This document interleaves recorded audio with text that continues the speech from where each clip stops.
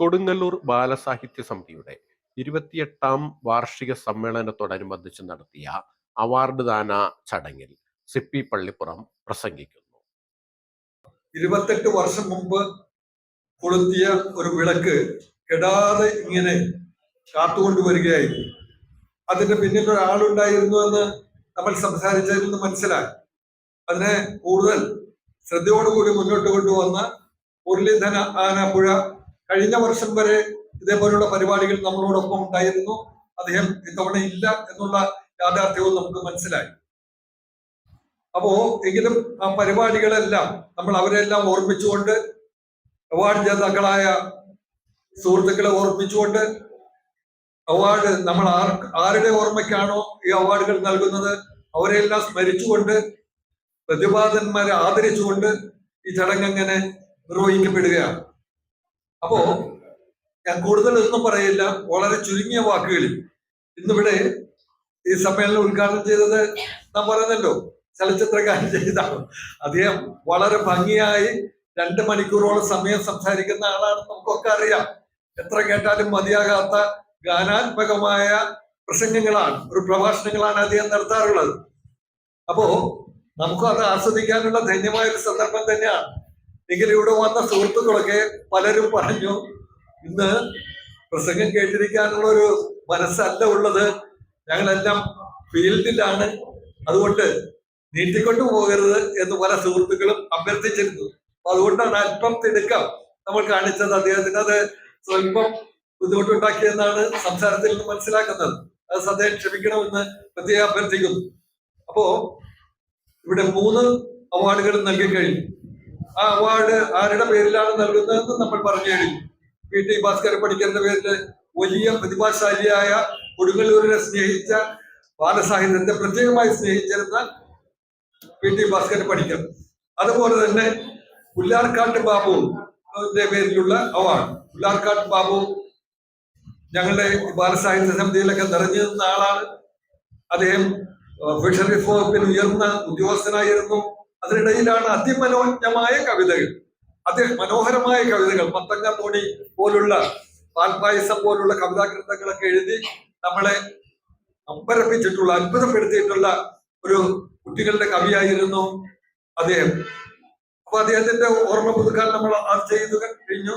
അതേപോലെ ഏറ്റവും അതിന്റെ എല്ലാം മുന്നണിയായിട്ട് ഞങ്ങൾക്ക് പറയാനുള്ള ഒരാളാണ് കേശവൻ വെള്ളിക്കുളങ്ങര. കേശവൻ വെള്ളിക്കുളങ്ങര, ആ കേശവൻ വെള്ളിക്കുളങ്ങരൊക്കെ ആദ്യം ഇത് തിരുവോടെത്തിയ സമയം മുതൽ ഇതിന്റെ കാവൽക്കാരായി ഉണ്ടായിരുന്ന ആളുകളാണ്. മാലിങ്കര കോളേജിലെ പ്രൊഫസറായിരുന്നു. ആ കാലത്ത് തന്നെ ഈ കൊടുങ്ങല്ലൂർ പ്രദേശത്തൊക്കെ സാംസ്കാരിക രംഗത്ത് നിറഞ്ഞു നിന്ന ആളാണ്, പ്രത്യേകിച്ച് ശാസ്ത്ര സാഹിത്യ രംഗത്ത്. അതുകൊണ്ടാണ് അദ്ദേഹം മരിച്ചപ്പോൾ അദ്ദേഹത്തിന്റെ കുടുംബത്തെ കൂടി ഒരു താല്പര്യവും ഒത്താശയും സഹായത്തോടുകൂടി കേശവൻ വെള്ളിക്കുളങ്ങര അവാർഡ് കൊടുക്കുന്നത്.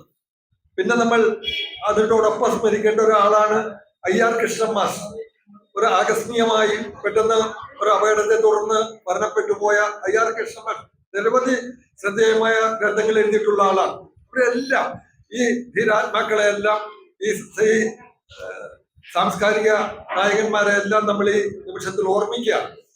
ഇവരുടെ പേരിൽ അവാർഡുകളൊക്കെ ഏറ്റുവാങ്ങാൻ വന്നതും വലിയ അറിയപ്പെടുന്ന സാഹിത്യകാരന്മാർ തന്നെയാണ്. ഈ അടുത്ത കാലത്തായി ബാലസാഹിത്യത്തിൽ തിളങ്ങി നിൽക്കുന്ന 3 നക്ഷത്രങ്ങളാണ് ഇവിടെ ഈ അവാർഡുകൾ ഏറ്റുവാങ്ങിയത്. അവരെ പറ്റി എല്ലാം പറഞ്ഞു കഴിഞ്ഞതാണ്, ഞാനത് ആവർത്തിക്കുന്നില്ല.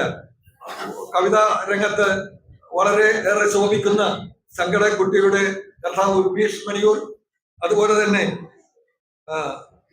നമ്മുടെ പ്രിയങ്കരനായ വിമിഷ് മണിയൂർ, അദ്ദേഹം കഥ നോവൽ വിഭാഗത്തിലാണ് PT ഭാസ്കര പണിക്കർ അവാർഡ് നേടിയത്. അതുപോലെ ശാസ്ത്ര സാഹിത്യത്തിനുള്ള അവാർഡ് നല്ലൊരു കൃതിയാണ്, കാലോചിതമായ അവാർഡ്. സൈബർ ഇടങ്ങളിൽ ഇന്നത്തെ അകപ്പെട്ടു പോകുന്ന കുഞ്ഞുങ്ങൾ, അതിനിടയിലേക്ക് ഒളിഞ്ഞിരിക്കുന്ന ആപത്തുകളെല്ലാം ചൂണ്ടിക്കാണിച്ചുകൊണ്ട്, ശ്രദ്ധിക്കേണ്ട കാര്യങ്ങളെല്ലാം ചൂണ്ടിക്കാണിച്ചുകൊണ്ടുള്ള ഒരു പുസ്തകമാണ് അവർ രചിച്ചിട്ടുള്ളത്. അപ്പൊ അതെല്ലാം ധന്യമായിട്ട് തന്നെയുള്ള കൃതികൾക്കാണ് നമ്മൾ നൽകിയിട്ടുള്ളത്. ഒരു കളങ്കവുമില്ലാത്ത അവാർഡാണ് ഈ 3. വലിയ തുക ഒന്നുമില്ലെങ്കിൽ പോലും 10,000 രൂപയും ഇതിന്റെ പ്രശസ്തി പത്രവും മൊമെന്റും ഒക്കെ ഉള്ളതിൽ മാത്രം അത് സുതാര്യമായിട്ടുള്ളതാണ്. ഒരാളുടെയും റെക്കമെൻഡേഷൻ ഒന്നുമില്ല. 100 കൃതികളിൽ നിന്നാണ് തിരഞ്ഞെടുക്കപ്പെടുന്നതെന്ന് കൂടി നമ്മൾ ഓർക്കണം. അതുപോലെ നമ്മൾ 3 പേരെ ആദരിച്ചു. 3 പേരും വളരെ 3 തുറകളിൽ അറിയപ്പെടുന്ന ആളുകളാണ്. അജിത് ഗോതുരത്ത് അവിടെ ഇരിക്കുന്നുണ്ട്. അജിത് ഗോതുരത്ത് നെയ്ത്തുകാരൻ അദ്ദേഹം നെയ്ത്തുകാരനോ നാട്ടുകാരനാണ്, നെയ്ത്തുമായി ബന്ധപ്പെട്ട ആളാണ്. അദ്ദേഹം പ്രവർത്തിച്ചിരുന്നത് തന്നെ നെയ്ത്ത് സഹകരണ സംഘത്തിന്റെ സെക്രട്ടറി സ്ഥാനത്താണ് അദ്ദേഹം പ്രവർത്തിച്ചിരുന്നത് ദീർഘകാലം. അപ്പൊ അങ്ങനെയുള്ള ഒരാള് ആ നെയ്ത്തുകാരുടെ അനുഭവങ്ങളിൽ നിന്ന് കുട്ടികൾക്ക് വേണ്ടി മെനഞ്ഞെടുത്ത ഒരു നോവലായിരുന്നു നെയ്ത്തുകാരൻ. അതുപോലെ ഏറ്റവും വിശിഷ്ടമായ ഒരു സമ്മാനം നേടിയ സുഹൃത്താണ് നമ്മുടെ ടി കെ ഗംഗാധർ. എപ്പോഴും നമ്മള് എല്ലാ പരിപാടികളിലും നിറസാന്നിധ്യമായിട്ടുള്ള ആളാണ്. അദ്ദേഹത്തിന്റെ പ്രത്യേകത എന്താണെന്ന് അറിയുമോ? നോവൽ സാഹിത്യ രംഗത്ത്, നോവലിലാണ് അദ്ദേഹം, പ്രത്യേകിച്ച് പട്ടാളക്കാരനായിരുന്നത് കൊണ്ട് ആ പട്ടാള ജീവിതത്തിന്റെ കാലത്തുണ്ടായിട്ടുള്ള വലിയ അനുഭവങ്ങൾ, ഞെട്ടിപ്പിക്കുന്ന അനുഭവങ്ങൾ, നടുക്കുന്ന അനുഭവങ്ങൾ, വേദനിപ്പിക്കുന്ന അനുഭവങ്ങൾ, രക്തം വാർന്നൊഴുകുന്ന അനുഭവങ്ങൾ, ഇതെല്ലാം പങ്കുവെച്ചുകൊണ്ടുള്ള കൃതികളാണ് അദ്ദേഹത്തിന്റെ ഭാരത് അടക്കമുള്ള നോവലുകൾ. ഞാൻ അതിലേക്ക് ഒന്നും കിടക്കുന്നില്ല. അങ്ങനെ വിശിഷ്ടമായ പല കൃതികൾ എഴുതിയിട്ടും വലിയ അംഗീകാരമൊന്നും അദ്ദേഹത്തിന് കിട്ടിയില്ല. പല അവാർഡുകളൊക്കെ കിട്ടിയിട്ടുണ്ട്, എങ്കിൽ എണ്ണപ്പെട്ട അവാർഡുകളൊന്നും കിട്ടിയില്ലല്ലോ എന്ന് ഞങ്ങളൊക്കെ ചർച്ച ചെയ്യാറുള്ള കാര്യങ്ങളാണ്. അപ്പോ ഇത്തവണ ഏതായാലും സാഹിത്യ അക്കാദമി ഒരു കനിവ് കാണിച്ചു. അതിന്റെ സമഗ്ര സംഭാവനയ്ക്കുള്ള അവാർഡുകളിൽ ഒന്ന് ശ്രീ ടി കെ ഗംഗാധരന് കൊടുക്കാൻ തീരുമാനിച്ചു. അത് ബാലസാഹിത്യ സമിതിക്കും ഈ കൊടുങ്ങല്ലൂർ ജനതയ്ക്കും നമ്മുടെ സാഹിത്യ മേഖലയ്ക്കും വളരെ അഭിമാനകരമായ ഒരു നേട്ടമായി അദ്ദേഹത്തിന് നമ്മൾ ആദരവ് അർപ്പിച്ചു കഴിഞ്ഞു. അതുപോലെ മറ്റൊരു ആളെ കൂടി നമ്മൾ ആദരിക്കുന്നുണ്ട്. നല്ലൊരു പ്രസാധകനായിട്ടുള്ള പ്രിന്റ് ഹൗസിന്റെ ഉടമ കൂടിയായിട്ടുള്ള സുനിൽ മതിൽ, മാനം തൊടുന്ന മരങ്ങൾ എന്നൊരു പ്രത്യേകമായ പുസ്തകം, പരിസ്ഥിതി സ്നേഹമൊക്കെ കുട്ടികളിൽ ഉളവാക്കുന്ന രീതിയിലുള്ള അതിവിശിഷ്ടമായ കഥകളുടെ ഒരു പുസ്തകമാണ്. അധികം വലിയ പുസ്തകമൊന്നും അല്ല. പൂർണ്ണ പബ്ലിക്കേഷൻസിന്റെ സമ്മാന പെട്ടിയുമായി ബന്ധപ്പെട്ട് അതിൽ വന്ന ഒരു പുസ്തകമാണ്. അതെല്ലാം കൃത്യമായിട്ട് തന്നെ നമുക്ക് അവരെ ആദരിക്കാൻ കഴിഞ്ഞതിൽ സന്തോഷമുണ്ട്. ഏതായാലും അങ്ങനെയുള്ള ഈ ചടങ്ങിന്റെ എല്ലാ കാര്യത്തിലൂടെയും ഞാൻ കണ്ണോടിച്ചു കഴിഞ്ഞു. അതുപോലെ കുഞ്ഞുങ്ങൾ പങ്കെടുത്ത, അതും നമ്മൾ അധികം ഈ സമ്മേളനങ്ങൾ ഉണ്ടായിട്ടില്ല. കുഞ്ഞുങ്ങൾ മാത്രം പങ്കെടുക്കുന്ന ഒരു ഗാനാലാപന മത്സരമല്ല, ഗാനാലാപനവും നടന്നു.